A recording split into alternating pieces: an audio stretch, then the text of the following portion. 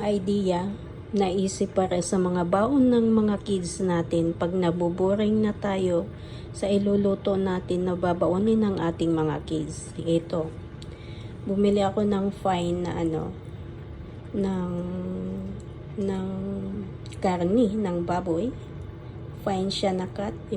Tapos nilagyan ko ng asin at sa konting pepper lang. Ikukut ko siya sa harina at saka egg. Yan. Simple lang yan. Siguradong magugustuhan ng mga bata ito. Hindi na lang puro hotdog at itlog. Ganyan.